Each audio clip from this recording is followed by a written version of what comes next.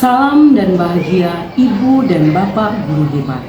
Perkenalkan saya Leti Andiane Waang, salah seorang guru kimia pada SMA Kristen 2 Kalabahi, Kabupaten Alor, Provinsi Nusa Tenggara Timur.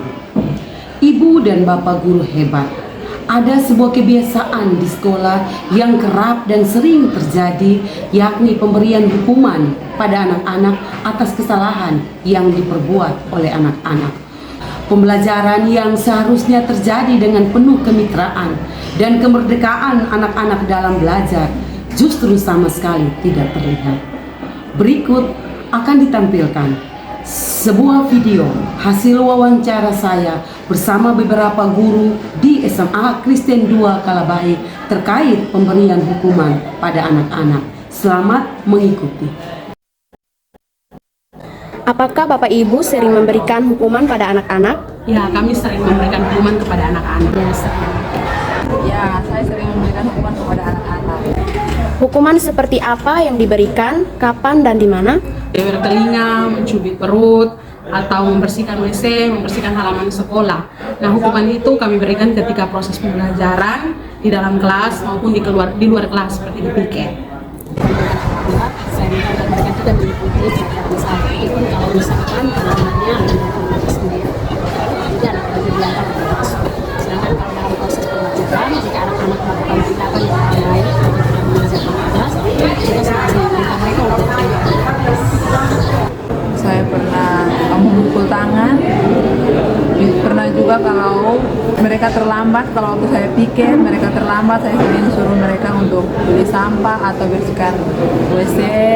Kalau pukul tangan itu biasa saya berikan ketika mereka dalam kelas ribut atau tidak mencatat dan lain-lain. Saya sering memberikan hukuman seperti itu.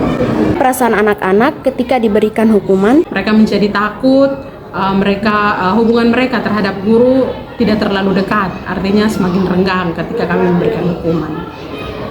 ada anak-anak yang mereka protes ketika mereka mendapat hukuman dikeluarkan dari kelas, tapi ada juga yang tetap dengan masa bodoh mereka untuk keluar dari kelas.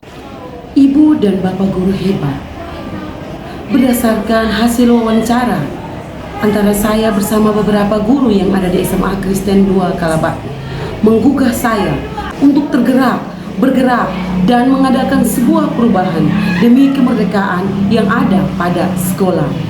Impian tentang bagaimana murid saling berinteraksi dengan penuh kemitraan, impian bagaimana guru saling berkolaborasi dengan penuh cinta kasih dan saling menghargai, impian bagaimana guru menyapa murid, impian bagaimana guru menyelesaikan suatu permasalahan atau konflik yang terjadi secara nyaman dan aman menjadi sebuah kerinduan saya untuk membuat sebuah aksi saya dalam video kali ini. Selamat menonton. Pada pelaksanaan aksi, setelah menanyakan kabar, saya pun melakukan sebuah kegiatan pemantik, yakni dengan melakukan kegiatan Cobalah Buka. Melalui kegiatan pemantik ini dimaksudkan untuk membangun motivasi intrinsik dari dalam diri guru-guru sendiri. Ibu dan Bapak Guru Hebat, adapun materi-materi yang saya sampaikan dalam kegiatan sosialisasi saya adalah memahami kebutuhan belajar, konsep budaya positif, konsep makna disiplin, keyakinan kelas, hukuman dan penghargaan, 5 kebutuhan dasar manusia, restitusi dengan 5 posisi kontrol guru.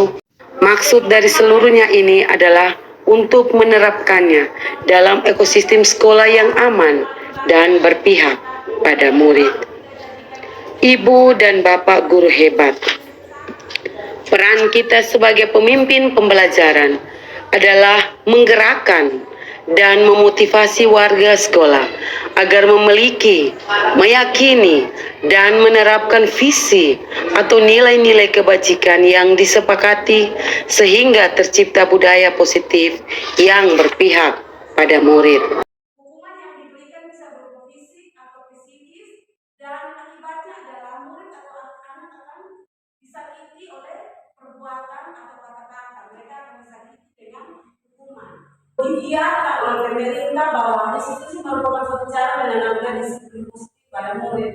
Restitusi adalah proses menciptakan kondisi bagi murid untuk memperbaiki kesalahan mereka, sehingga mereka bisa kembali pada kelompok mereka dengan karakter yang lebih kuat. Ini adalah pendapat dari Dayan Gosen dalam bukunya yang dituliskan pada tahun 2004. Segitiga restitusi itu ada 3 tahap yang dibuat, yakni menstabilkan identitas, yang kedua adalah validasi tindakan yang salah, dan yang ketiga adalah menanyakan keyakinan. Untuk menstabilkan identitas, contoh kalimat yang kita bisa lakukan adalah kita mengatakan bahwa prinsip kita adalah semua orang pasti pernah melakukan kesalahan. Yang kedua adalah kita mengatakan bahwa kamu bukanlah seluruh orang yang pernah melakukan ini. Ini untuk menstabilkan identitas, kita membuat peserta didik nyaman terkonek dengan kita agar dia berani curhat dengan kita. Tahapan yang kedua adalah validasi tindakan yang salah. Kita tanyakan kepada anak bahwa kamu tentunya punya alasan kenapa kamu melakukan hal ini. Misalnya kamu bolos, kamu terlambat. Tetapi kita ikuti juga dengan kalau hari ini kamu bolos, apakah ada cara yang lebih efektif, lebih baik untuk mendapatkan apa yang kamu butuhkan, supaya dia menyadari dirinya sendiri. Itu adalah tahapan yang kedua. Dan tahapan Ibu dan Bapak guru hebat. Setelah kegiatan sosialisasi berlangsung, tugas saya tidak berhenti sampai di sini. Saya pun melanjutkannya dengan menggunakan kegiatan sistem PAMO. Saya tetap ada dalam hari-hari mereka, menemani dan terus memberikan pencerahan terhadap hal-hal yang masih dianggap kabur dan belum dipahami. Saya pun langsung memberikan contoh teknik restitusi, bagaimana menerapkan budaya positif di lingkungan sekolah. Jika terdapat kasus yang ada di sekolah masih menyangkut masih adanya pemberian hukuman, saya pun langsung ada dan hadir menemani dan menyelesaikan dengan menerapkan teknik segitiga restitusi. Ini saya sering terlambat. Ibu guru pun memanggil saya. Pada saat saya dipanggil, saya takut dan gugup sekali. Pasti saya akan dimarahi habis-habisan dan dihukum.